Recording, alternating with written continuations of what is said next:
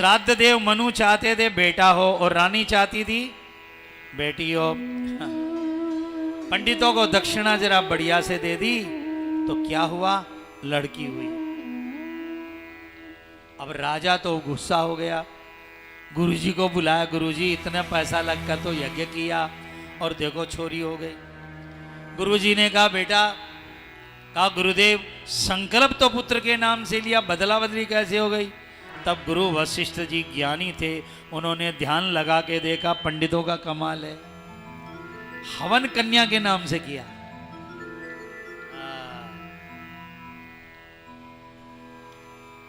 राजा मनु बोले गुरुदेव आप ब्रह्मा के पुत्र हो, इस लड़की को लड़का बनाओ क्योंकि मुझे तो लड़का चाहिए था।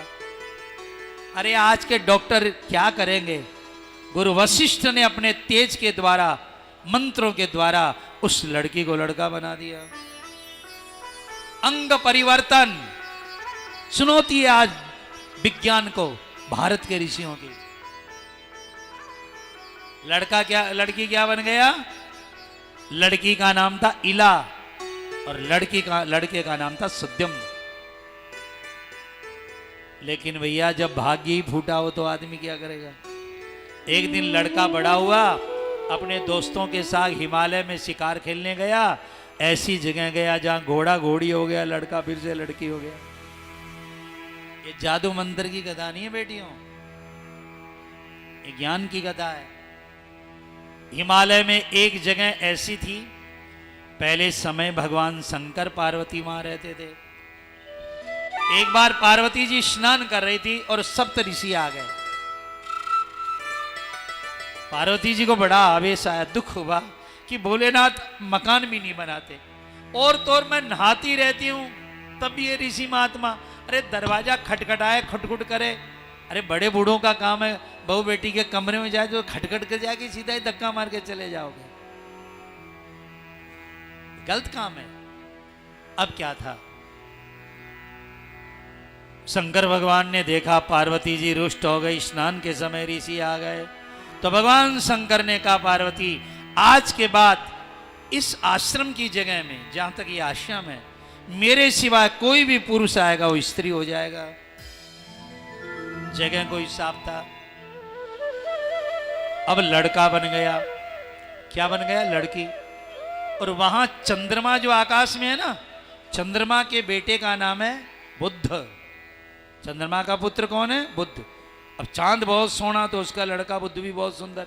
बुद्ध ने उस लड़की को देखा तो विवाह का प्रस्ताव रख दिया। सज्जू की कथा थी, उम्र 1,00,000 वर्ष होती थी। कितनी, त्रेता में 10,000, द्वापर में 1000 और कलयुग में 1 बिंदी और हटा दो, 100 साल की उम्र है।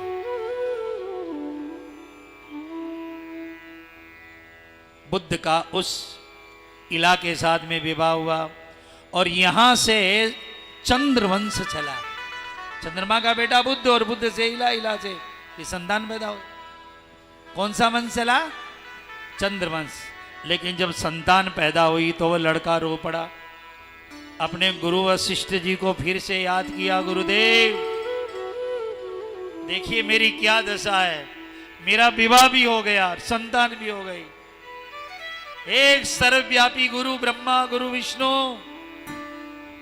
गुरुदेव को याद किया और याद करना था। गुरु वशिष्ठ प्रकट हो गए। बोल बेटा, का क्या बताएं गुरुदेव, दशा देख रहे हो, लड़की बन गया, मां हो गया हूं, मेरे को फिर से लड़का बनाओ। गुरु वशिष्ठ ने कहा बेटा देखता हूं, भगवान शंकर से प्रार्थना करता हूं। वशिष्ठ ने शंकर भगवान की प्रार्थना की।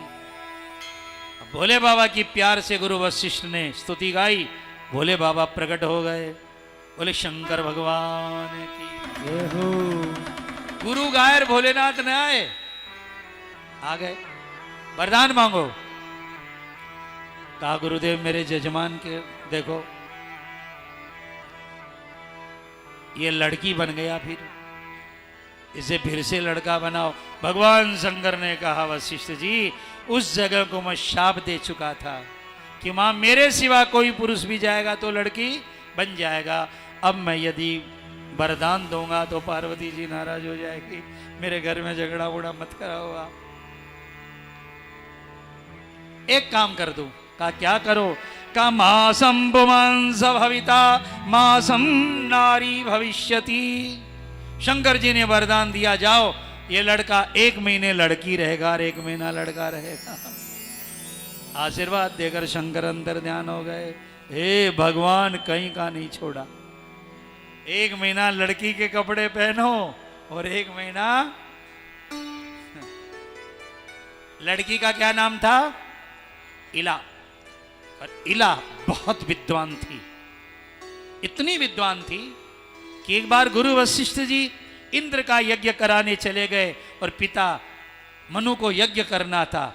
इला ने स्वयं आचार्यत्व ग्रहण करके अपने पिता का अश्वमेध यज्ञ कराया।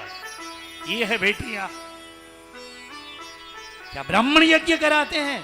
कराए ब्राह्मण, लेकिन ब्राह्मण जब नहीं मिल रहा था तो उसने संपूर्ण ब्राह्मणों का सम्मान करते हुए केवल आचार्यत्व लेकर के अपने पिता को ब्राह्मणों के द्वारा यज्ञ करवा दिया।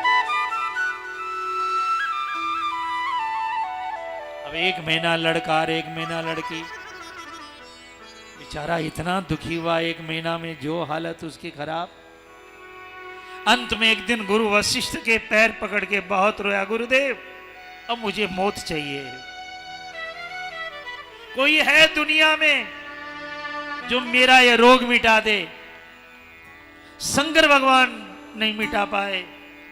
वशिष्ठ जी ने कहा, बेटा अभी भी एक दरवाजा है, यदि मां भगवती दुर्गा प्रकट कृपा कर दे तो जा, जो ब्रह्मांड में कहीं नहीं होता है वो मां के दरवाजे पर होता है। जा बेटा जा, जाकर देवी भागवत की कथा सुन। दरबार तेरा दरबारों में एक खास अहमियत रखता है, उसको ऐसा मिल जाता जो जैसी नीयत रखता। लड़के ने बड़े प्रेम से, क्या बात है, लड़के ने बड़े प्रेम से देवी भागवत की कथा सुनी। सुद्यम्नं श्रावयामास प्रीत्या पुराणं तत्प्रियंकरं देवी भागवतम नाम नवान्नोभिर्द्विजोत्तम। और उसने देवी भागवत सुनी और अंत में मां ने प्रकट होकर के सुद्युम्न को आशीर्वाद दिया, जा सदा के लिए तो लड़का ही रहेगा। बोले जगदम्बे मात की।